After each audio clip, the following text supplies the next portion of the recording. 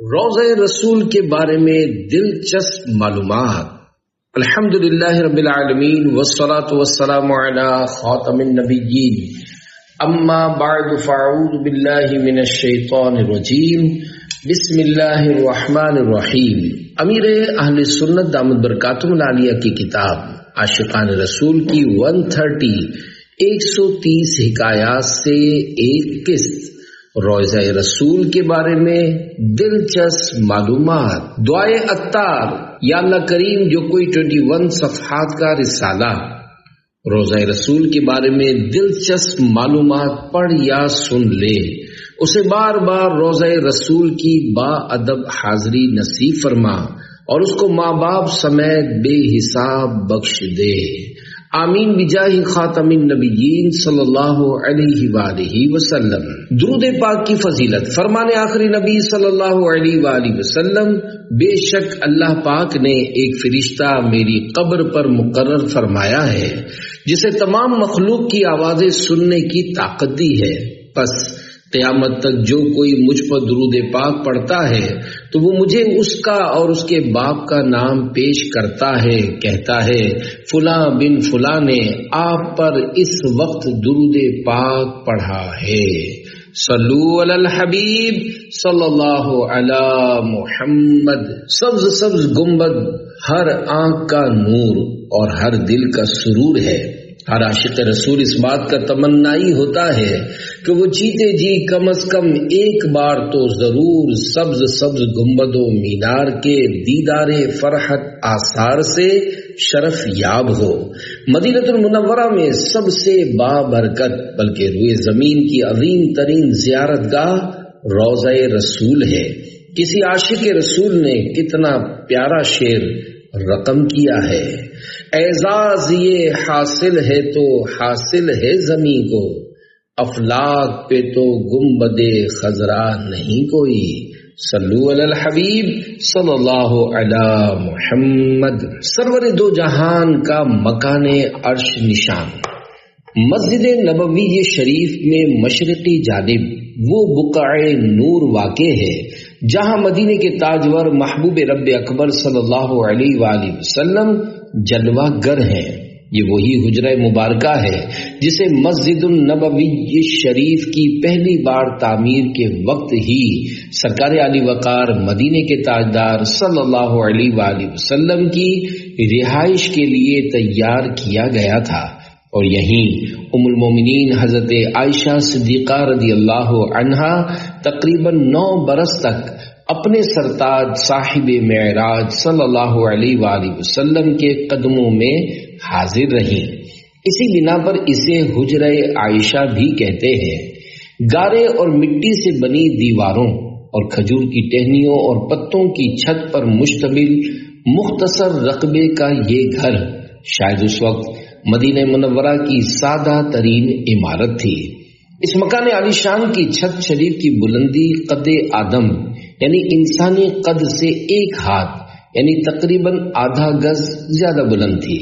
بعد میں اس کے اطراف میں ایسے ہی حجرات مبارکہ دیگر امہات المومنین رضی اللہ عنہن کے لیے یکے بعد دیگرے تعمیر کیے گئے۔ حضرت علامہ شیخ عبدالحق محدث دہلوی رحمۃ اللہ علیہ فرماتے ہیں، بعض مکانات جرید نخل یعنی کھجور کی صاف ٹہنیوں کے تھے، ان کو کمبل سے ڈھانپا ہوا تھا اور دروازے پر بھی کمبل کے پردے تھے۔ تمام مکانات قبلے کی طرف اور مشرق و شام کی جانب تھے، مغرب کی سمت کوئی مکان نہ تھا۔ بعض مکان کچی اینٹوں کے بھی تھے۔ جن عاشقان رسول کو اپنے مکان چھوٹے اور تنگ محسوس ہوتے ہیں، ان کو چاہیے کہ سلطان دو جہان صلی اللہ علیہ وآلہ وسلم کے مکان عالی شان پر غور کر کے اپنے لیے صبر و تحمل کا سامان کرے۔ خسروے کون و مکان اور تواضع ایسی، ہاتھ تکیہ ہے تیرا خاک بچھونا تیرا۔ صلو علی الحبیب صلی اللہ علی محمد۔ حجرہ مبارکہ میں وصال و تدفین۔ حبیب رب ذوالجلال بی بی آمنہ کے لال صلی اللہ علیہ وآلہ وسلم نے اسی حجرہ عائشہ میں ظاہری وصال فرمایا۔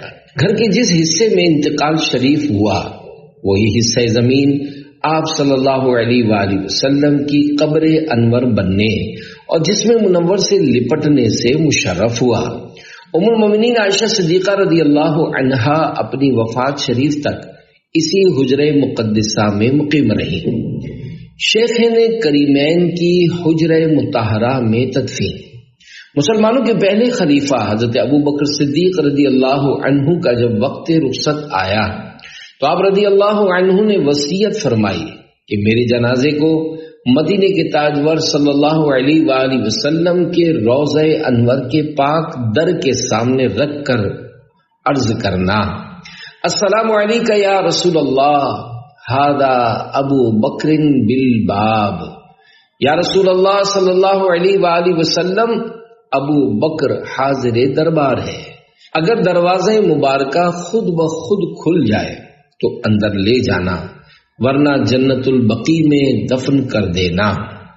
بعد رحلت حسب وصیت روضہ انور کے سامنے جنازہ مبارکہ رکھ کر جو ہی عرض کیا گیا، السلام علیکہ یا رسول اللہ، ابو بکر حاضر دربار ہے، دروازے کا تالا خود بخود کھل گیا اور آواز آنے لگی، ادخل الحبیب الی الحبیب وان الحبیب الی الحبیب مشتاق۔ دوست کو دوست سے ملا دو کہ دوست کو دوست کا اشتیاق یعنی شوق ہے۔ چنانچہ آپ رضی اللہ عنہ کو حضور پاک صلی اللہ علیہ وآلہ وسلم کے پہلو یعنی برابر میں دفن کیا گیا اور قبر اسی طرح کھودی گئی کہ آپ رضی اللہ عنہ کا مبارک سر حضور انور صلی اللہ علیہ وآلہ وسلم کے مبارک شانوں یعنی برکت والے کندھوں کے سامنے آتا تھا۔ پھر تقریباً 10 سال بعد جب امام العادلین مسلمانوں کے دوسرے خلیفہ حضرت عمر بن خطاب رضی اللہ عنہ نے شہادت پائی تو آپ رضی اللہ عنہ بھی حجرہ مطہرہ کے اندر خلیفۃ المسلمین حضرت صدیق اکبر رضی اللہ عنہ کے پہلو انور میں مدفون ہوئے۔ یا الہی از پے حضرات صدیق و عمر، خیر دے دنیا کے اندر آخرت محمود کر، صلو علی الحبیب صلی اللہ علی محمد۔ حجرہ مقدسہ 2 حصوں میں تقسیم تھا۔ تمام مسلمانوں کی پیاری پیاری امی جان حضرت بی بی عائشہ صدیقہ رضی اللہ عنہا کا حجرہ مبارکہ 2 حصوں میں منقسم یعنی تقسیم تھا۔ ایک وہ حصہ جہاں قبور مبارکہ تھیں اور دوسرا وہ جہاں آپ رضی اللہ عنہا کی رہائش تھی۔ دونوں حصوں کے درمیان ایک دیوار تھی۔ آپ رضی اللہ عنہا فرماتی ہیں کہ میں اپنے گھر کے اس حصے میں جس میں رسول اللہ صلی اللہ علیہ وآلہ وسلم اور میرے والد ماجد رضی اللہ عنہ آرام فرما تھے، اس حال میں داخل ہوا کرتی تھی کہ پردے کا کچھ خاص اہتمام نہ ہوتا تھا۔ میں کہتی تھی کہ ایک میرے شوہر نامدار ہیں اور دوسرے میرے والد بزرگوار۔ جب ان کے ساتھ امیر المومنین حضرت عمر فاروق اعظم رضی اللہ عنہ دفن ہوئے تو اللہ پاک کی قسم حضرت عمر فاروق اعظم رضی اللہ عنہ سے حیا کی بنا پر اس طرح داخل ہوتی تھی کہ میں نے اپنے جسم کو خوب اچھی طرح کپڑوں میں لپیٹا ہوا ہوتا تھا۔ معلوم ہوا کہ ام المومنین حضرت عائشہ صدیقہ رضی اللہ عنہا کو اس امر میں کوئی شک نہ تھا کہ دنیا سے پردہ فرما لینے کے باوجود بھی صاحب معراج صلی اللہ علیہ وآلہ وسلم اور پیارے پدر حضرت صدیق اکبر رضی اللہ عنہ اپنے اپنے روضہ انور کے اندر رہتے ہوئے بھی مجھے دیکھ رہے ہیں، اور یہی عقیدہ امیر المومنین حضرت عمر فاروق اعظم رضی اللہ عنہ کے بارے میں تھا۔ جبھی تو آپ رضی اللہ عنہ کے روضہ اطہر میں دفن ہونے کے بعد آپ رضی اللہ عنہا حاضری دیتے وقت پردے کا خصوصی اہتمام فرمایا کرتی تھی، حالانکہ قبروں کے پاس اس طرح پردے کا حکم نہیں۔ میری مدنی بیٹیاں یا رب سبھی پردہ کریں، سنتوں کی خوب خدمت بہر صدیقہ کریں، صلو علی الحبیب صلی اللہ علی محمد۔ شیخین کریمین کے بعد کوئی یہاں دفن نہیں ہوا۔ شیخین کریمین رضی اللہ عنہما کے بعد حجرہ مبارکہ میں کسی اور کی تدفین نہیں ہوئی۔ ذوالنورین جامع القرآن مسلمانوں کے تیسرے خلیفہ حضرت عثمان ابن عفان رضی اللہ عنہ کی شہادت اگرچہ مدینہ المنورہ میں ہوئی، لیکن ایک فسادی گروہ نے حجرہ پاک کے اندر آپ رضی اللہ عنہ کی تدفین نہیں ہونے دی، چنانچہ آپ رضی اللہ عنہ کو جنت البقیع میں دفن کیا گیا، جبکہ مولا مشکل کشا حضرت علی المرتضیٰ شیر خدا رضی اللہ عنہ کی شہادت مدینہ منورہ سے بہت دور کوفے میں ہوئی، لہذا آپ رضی اللہ عنہ کی تدفین بھی حجرہ مطہرہ میں نہ ہوئی۔ جب نواسہ رسول جگر گوشہ بطول حضرت امام حسن مجتبی رضی اللہ عنہ کو زہر دے کر شہید کیا گیا اور آپ رضی اللہ عنہ کی تدفین حجرہ مقدسہ میں کرنے کی کوشش ہوئی، تو اس وقت مدینہ منورہ کا گورنر مروان جو کہ اہل بیت کا مخالف تھا مسلح ہو کر آڑے آیا، چنانچہ خونی تصادم سے بچنے کے لیے حضرت امام حسن رضی اللہ عنہ کی تدفین جنت البقیع میں کر دی گئی۔ وہ حسن مجتبی سید الاسخیاء راکب دوش عزت پہ لاکھوں سلام، صلو علی الحبیب صلی اللہ علی محمد۔ حجرہ مبارکہ کا دروازہ بند کر دیا گیا۔ صدیقہ بنت صدیق محبوبہ محبوب رب العالمین ام المومنین حضرت عائشہ صدیقہ رضی اللہ عنہا کا جب وصال ہوا تو آپ رضی اللہ عنہا کو جنت البقیع میں دفن کیا گیا اور حجرہ مطہرہ کے دروازے مبارکہ کے باہر ایک مضبوط دیوار کھڑی کر کے اس میں داخلے کا راستہ بند کر دیا گیا۔ ام المومنین رضی اللہ عنہا کے وصال کے بعد وہ جگہ بھی خالی ہو گئی جہاں آپ رضی اللہ عنہا قیام پذیر تھی۔ یوں اب حجرہ منورہ میں چوتھی قبر کی جگہ خالی ہے۔ قرب قیامت میں حضرت عیسیٰ روح اللہ علیہ السلام کا نزول ہوگا اور بعد انتقال آپ علیہ السلام کی تدفین حجرہ پاک میں کی جائے گی۔ حجرہ مبارکہ کی دیواروں کی تعمیر۔ سرکار مدینہ صلی اللہ علیہ وآلہ وسلم کی حیات ظاہری کے دور میں مکان عالیشان کی دیواریں پکی نہ تھیں۔ سب سے پہلے امیر المومنین حضرت عمر فاروق اعظم رضی اللہ عنہ نے پکی دیواریں تعمیر کروائیں، پھر پہلی صدی کے مجدد حضرت عمر بن عبدالعزیز رضی اللہ عنہ نے پہلی صدی ہجری میں جب مسجد النبوی شریف کی تعمیر نو کی تو سیاہ پتھروں سے بغیر دروازے کے دیواریں بنا کر حجرہ عائشہ کا اصلی رقبہ محفوظ کر دیا اور اس کے گرد 5 گوشہ یعنی 5 کونے والی دیوار تعمیر کروا دی جس میں کوئی دروازہ نہیں۔ جالی مبارک کی تاریخ۔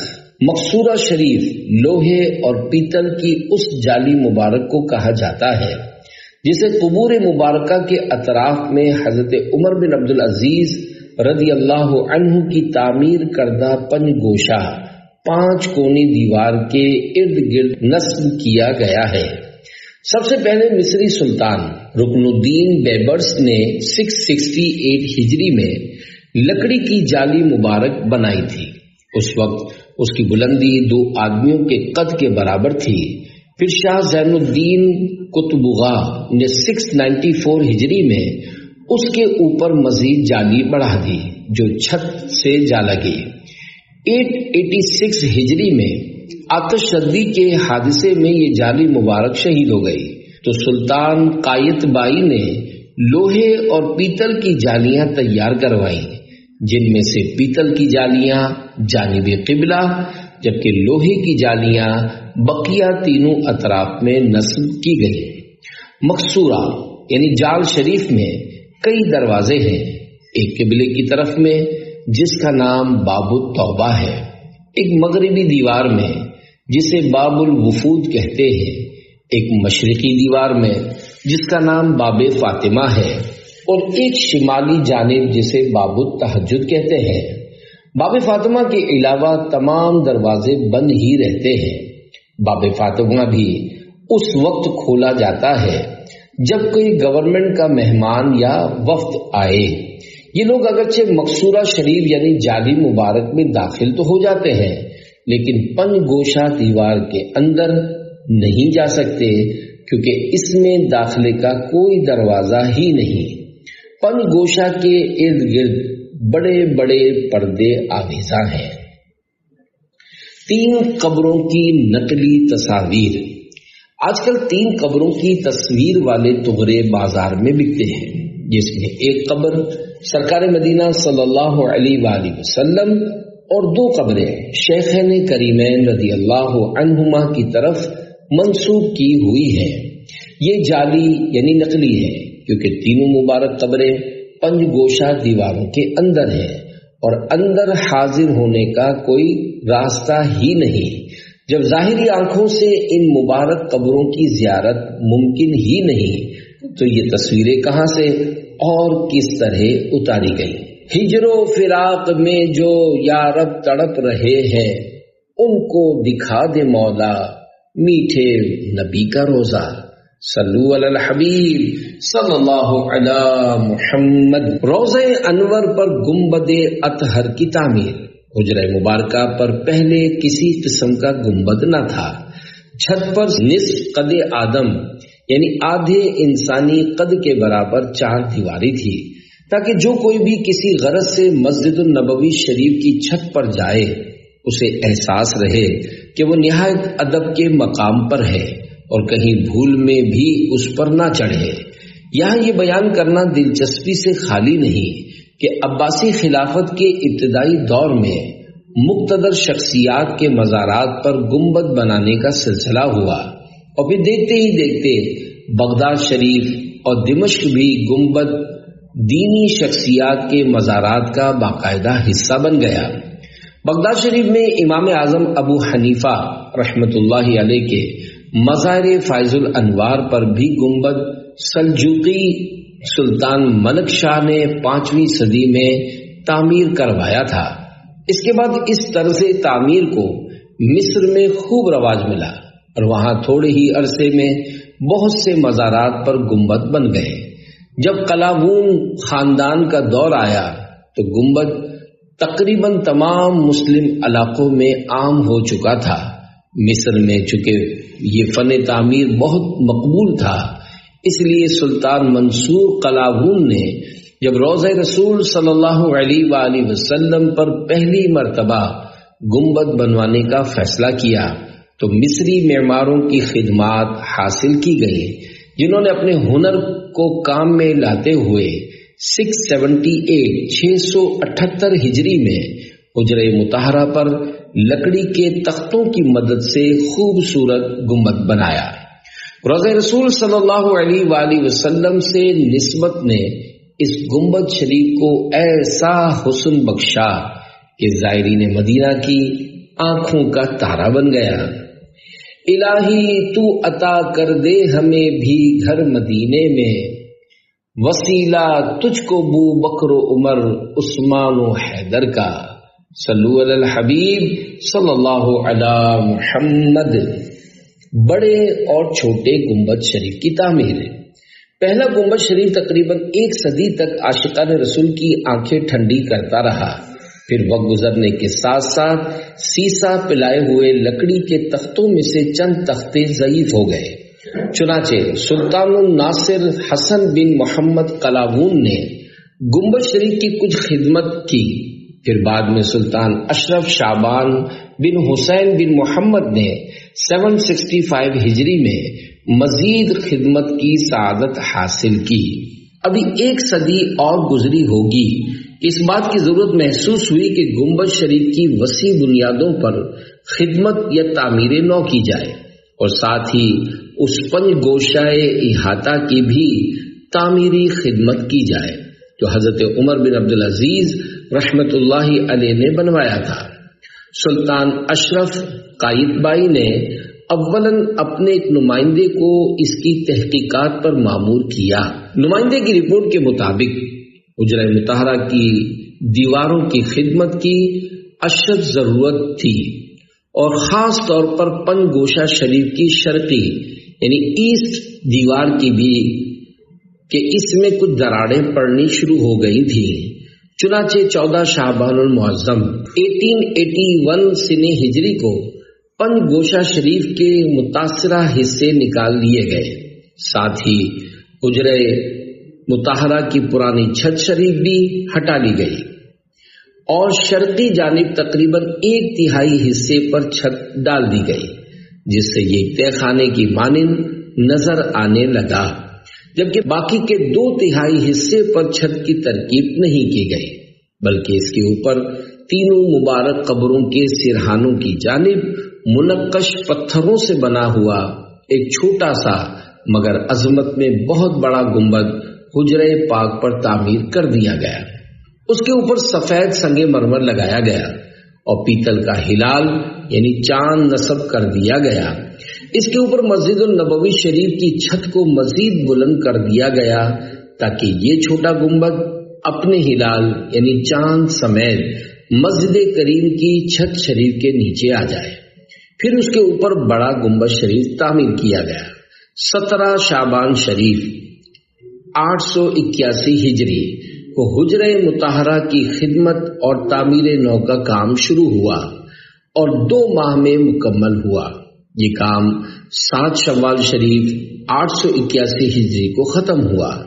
سلطان قائد بائی مورخہ 22 ذوالحج شریف 881 ہجری کو مدینہ المنورہ حاضر ہوئے، اور انہوں نے اسی مقام سے حاضری دی جہاں سے عوام الناس کھڑے ہو کر سلام عرض کرتے ہیں، یعنی جالی مبارک کے سامنے کھڑے ہو کر مواجہ شریف کے سامنے سے جب انہیں جالی مبارک کے اندر داخل ہونے کی عرض کی گئی تو فرمانے لگے، میں اس قابل کہاں، اگر ممکن ہوتا تو میں مواجہ شریف سے بھی دور کھڑے ہو کر سلام عرض کرتا۔ نہ ہم آنے کے لائق تھے نہ قابل منہ دکھانے کے، مگر ان کا کرم ذرہ نواز و بندہ پرور ہے۔ صلو علی الحبیب صلی اللہ علی محمد۔ مؤذن پر دوران اذان آسمانی بجلی گری۔ 13 رمضان شریف 886 ہجری کو آسمان مدینہ کا مطلع ابر آلود تھا۔ مؤذن صاحب حسب معمول مینارۂ رئیسیہ پر اذان دینے کی غرض سے چڑھے ہی تھے کہ اچانک ان پر بجلی گری۔ مؤذن صاحب موقع پر ہی شہید ہو گئے اور مینارۂ رئیسیہ مسجد النبوی شریف کی جانب گر پڑا۔ مسجد کریم میں آگ بھڑک اٹھی۔ ناگہانی آگ کی لپیٹ میں آ کر اور بھگدڑ وغیرہ میں مزید 10 آدمی فوت ہوئے۔ آگ اور منارے کے گرنے سے گنبد شریف کو بھی صدمہ پہنچا اور کچھ ملبہ حجرہ مطہرہ کے اندر بھی حاضری کے لیے جا پہنچا، تاہم حجرہ شریفہ صدمے سے محفوظ رہا۔ اگرچہ فوری نوعیت کی تعمیری خدمت تو کروا دی گئی، مگر مکمل تفصیلات کے ساتھ سلطان قائد بائی کو 16 رمضان شریف کو قاصد کے ذریعے پیغام بھیج دیا گیا۔ سلطان نے مصر سے ضروری سامان اور 100 سے زیادہ معمار، کاریگر اور مزدور مدینہ المنورہ روانہ کر دیے۔ کام شروع کر دیا گیا۔ باہر والا گنبد شریف جس کو بہت زیادہ صدمہ پہنچا تھا مکمل طور پر ہٹا لیا گیا۔ سلطان قائد بائی کے حکم سے 892 سنہ ہجری میں باہر کی جانب ایک نیا گنبد شریف تعمیر کیا گیا جو کہ صدیوں تک قائم رہا۔ سبز گنبد کب بنایا؟ کسی ضرورت کی وجہ سے ترکی سلطان محمود بن عبد الحمید خان نے سلطان قائد بائی کا بنوایا ہوا گنبد شریف شہید کروا کر 1233 ہجری میں دوبارہ گنبد تعمیر کروا دیا۔ 1253 ہجری مطابق 1837 عیسوی میں اسے سبز رنگ کر دیا گیا۔ اور اس کے سبز رنگ کی وجہ سے اسے گنبد خضرا کہا جاتا ہے۔ اس میں 67 روشن دان ہیں، جن میں سے کچھ تو گول شکل کے ہیں اور باقی مستطیل یعنی لمب چورس ہیں۔ گنبد خضرا خدا تجھ کو سلامت رکھے، دیکھ لیتے ہیں تجھے پیاس بجھا لیتے ہیں۔ صلو علی الحبیب صلی اللہ علی محمد۔ دونوں گنبدوں میں ایک چھوٹا سا سوراخ رکھا گیا۔ نچلے گنبد شریف کے اوپر ایک ایسا سوراخ رکھا گیا ہے جس سے قبر شریف اور آسمان کے درمیان کوئی چیز حائل نہیں رہتی۔ اس پر ایک باریک جالی لگائی گئی ہے تاکہ اس میں کبوتر وغیرہ داخل نہ ہو سکے، اور بالکل اسی طرح اس کے عین اوپر گنبد خضرا میں جنوب کی سمت ہلال یعنی چاند کے نیچے بھی سوراخ رکھا گیا تھا۔ جب کبھی قحط کا سامنا ہوتا، اہل مدینہ اس روزن یعنی سوراخ شریف کو کھول دیا کرتے تھے۔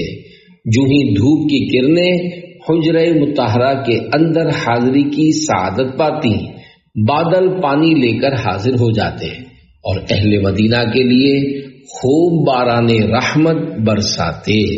اب اسے بند کر دیا گیا ہے۔ بادل گھرے ہوئے ہیں، بارش برس رہی ہے، لگتا ہے کیا سہانا میٹھے نبی کا روزہ۔ صلو علی الحبیب صلی اللہ علی محمد۔ گنبد شریف کے مختلف رنگ، گنبد شریف کے مختلف ادوار میں مختلف رنگوں کی وجہ سے اسے ان رنگوں کی نسبت سے شہرت رہی ہے۔ مثلا جب اس کا رنگ سفید تھا تو اسے قبۃ البیضاء کہتے، جب نیلا رنگ ہوا تو اسے قبۃ الزرقاء کہنے لگے، اور پھر 1253 ہجری مطابق 1837 عیسوی سے اب تک یہ سبز رنگ کی وجہ سے قبۃ الخضراء یعنی سبز گنبد کے نام سے مشہور ہے۔ یہ نہایت دل آویز، بہت ہی پیارا اور عاشقان رسول کی آنکھوں کا تارا ہے۔ دنیا بھر کے عاشقان رسول اس سے بے حد محبت کرتے ہیں، اور اس کی ایک علامت یہ بھی ہے کہ دنیا بھر کی بے شمار مسجدوں کے گنبد خضرا کی یاد میں سبز رنگ کے بنائے جاتے ہیں۔ بعض مساجد پر تو گنبدوں کی شکل و شباہت اور سبز رنگ میں کافی مشابہت یعنی یکسانیت دیکھی جاتی ہے، جس کی ایک مثال بابری چوک کراچی میں واقع مسجد کنز ایمان پر بنا ہوا سبز گنبد ہے۔ کیسا ہے پیارا پیارا یہ سبز گنبد، کتنا ہے میٹھا میٹھا میٹھے نبی کا روزہ۔ صلو علی الحبیب صلی اللہ علی محمد۔ مسجد نبوی کے 8 ستون رحمت۔ مسجد نبی شریف کے رحمتوں بھرے 8 ستونوں کو خصوصی فضیلت حاصل ہے۔ ان پر ان کے نام بھی لکھے ہوئے ہیں، اور روضۃ الجنہ یعنی جنت کی کیاری کے اندر 6 ستونوں کی زیارت ممکن ہے۔ 2 ستون چونکہ اب حجرہ مطہرہ کے اندر ہیں، لہذا ان کی زیارت مشکل ہے۔ ستون کو عربی میں استوانہ کہتے ہیں۔ 8 استوانات کی تفصیل یہ ہے۔ صلو علی الحبیب صلی اللہ علی محمد۔ منبر رسول، 2 فرامین مصطفیٰ صلی اللہ علیہ وآلہ وسلم۔ نمبر 1، ممبری علی حوضی، یعنی میرا ممبر میرے حوض یعنی حوض کوثر پر ہے۔ ممبر شریف کا وہ گولا جسے رحمت عالم صلی اللہ علیہ وآلہ وسلم تھاما کرتے تھے، صحابہ کرام علیہم رضوان برکت کے لیے اس پر ہاتھ پھیرا کرتے تھے۔ نمبر 2، ممبری علی ترعۃ من ترع الجنہ، یعنی میرا ممبر جنت کے باغوں میں سے ایک باغ میں واقع ہے۔ اصل ممبر منور لکڑی کا تھا۔ سرکار مدینہ صلی اللہ علیہ وآلہ وسلم کے لیے سب سے پہلا ممبر منور 8 ہجری میں تیار کیا گیا تھا۔ اس کے 3 زینے تھے۔ آپ صلی اللہ علیہ وآلہ وسلم منبر مطہرہ پر رونق افروز ہوتے وقت تیسرے درجے یعنی زینے پر بیٹھتے اور دوسرے درجے پر پاؤں مبارک رکھتے تھے۔ حضور اقدس صلی اللہ علیہ وآلہ وسلم کے منبر مبارک کا طول یعنی لمبائی 2 ہاتھ، عرض یعنی چوڑائی 1 ہاتھ اور ہر زینے کی چوڑائی 1 بالش تھی۔ درمیان والا حصہ جس کے ساتھ تکیہ یعنی ٹیک لگاتے تھے وہ 1 ہاتھ لمبا اور جن حصوں پر خطبے کے لیے بیٹھتے وقت ہاتھ مبارک رکھتے تھے وہ 1 بالش اور 2 انگل اونچے تھے۔ منبر منور مبارک کے تینوں جانب 5 لکڑیاں لگی ہوتی تھیں۔ منبر اطہر کی یہ کیفیت حضور انور صلی اللہ علیہ وآلہ وسلم کے بعد سیدنا صدیق اکبر، سیدنا فاروق اعظم، سیدنا عثمان غنی اور حضرت مولا کائنات علی المرتضیٰ شیر خدا علی رضوان کے زمانے میں بھی قائم رہی۔ موجودہ دور کے سنگ مرمر کے منبر دور صحابہ میں نہ ہونے کے باوجود جائز ہیں۔ چھپ چھپ کے دیکھوں منبر اقدس کی پھر بہار، شاید کبھی تو شاہ کا جلوہ نصیب ہو۔ صلو علی الحبیب صلی اللہ علی محمد۔ مقام اذان بلال کی نشاندہی نہیں ہو سکتی۔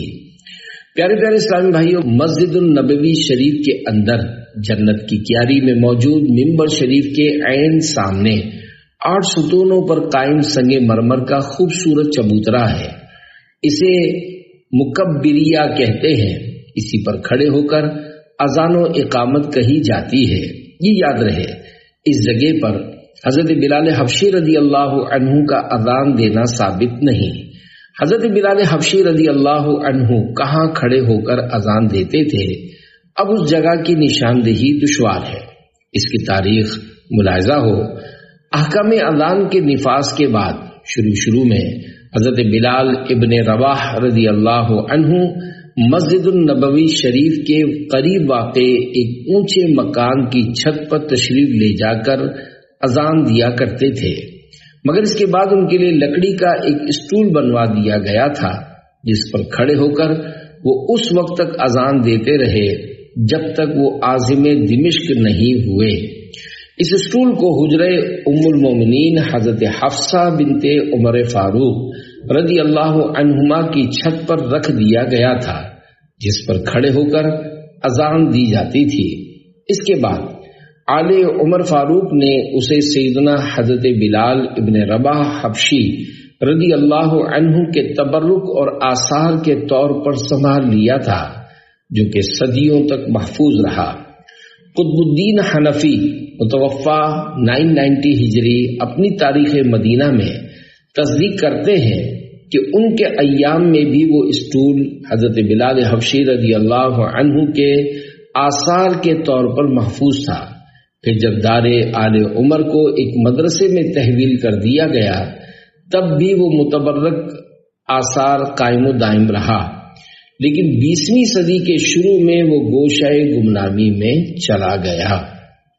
صفہ شریف، صفہ سائبان اور سائے دار جگہ کو کہتے ہیں۔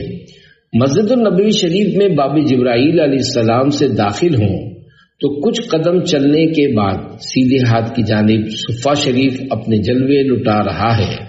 صفہ زمین سے آدھا میٹر بلند ہے، جبکہ اس کی لمبائی 12 میٹر اور چوڑائی 8 میٹر ہے، اور اس کے اطراف میں تقریباً 2 فٹ اونچی پیتل کی جالی کا خوبصورت حصار یعنی جنگلہ بنا ہوا ہے۔ یہاں زائرین تلاوت قرآن مبین بھی کرتے ہیں اور نماز بھی پڑھتے ہیں۔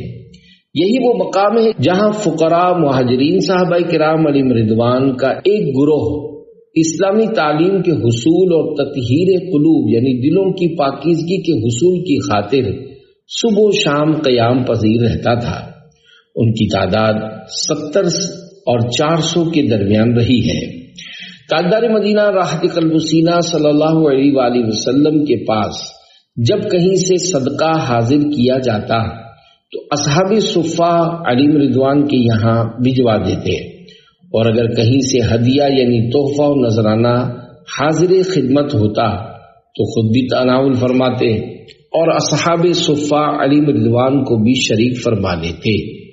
علم دین کے یہ شائقین نہایت سادہ اور غریب و مسکین ہوا کرتے تھے۔ انہی میں کے ایک مشہور صحابی حضرت ابو ہریرہ رضی اللہ عنہ بیان فرماتے ہیں، میں نے 70 اصحاب صفہ کو دیکھا کہ ان کے پاس چادر تک نہ تھی، فقط تہبند تھا یا کمبل جسے اپنی گردن میں باندھ کر لٹکا لیتے تھے، اور وہ بھی اس قدر چھوٹا ہوتا کہ کسی کی آدھی پنڈلیوں تک پہنچتا اور کسی کے ٹخنوں تک، اور ہاتھ سے اسے تھامے رہتے کہ کہیں سطر کھل نہ جائے۔ سیدنا مجاہد رحمۃ اللہ علیہ فرماتے ہیں کہ حضرت ابو ہریرہ رضی اللہ عنہ بیان فرمایا کرتے تھے، قسم ہے اس ذات کی جس کے سوا کوئی معبود نہیں کہ میں بسا اوقات بھوک کی شدت کے باعث اپنا شکم یعنی پیٹ اور سینہ زمین پر لگا دیتا اور بعض اوقات پیٹ پر پتھر باندھ لیتا تاکہ سیدھا کھڑا ہو سکوں۔ جناب رحمت للعالمین صلی اللہ علیہ وآلہ وسلم نے ان علم دین کے عاشقین کی حوصلہ افزائی کرتے ہوئے اپنے وجد آفرین کلمات سے نوازتے ہوئے ان سے فرمایا، اگر تمہیں معلوم ہو جائے کہ رب کائنات نے تمہارے لیے کیسے کیسے انعامات تیار کر رکھے ہیں تو تم تمنا کرتے کہ کاش فقر و فاقے کا یہ سلسلہ اور طویل ہو جائے۔ جستجو میں کیوں پھرے مال کی مارے مارے، ہم تو سرکار کے ٹکڑوں پہ پلا کرتے ہیں۔ صلو علی الحبیب صلی اللہ علی محمد۔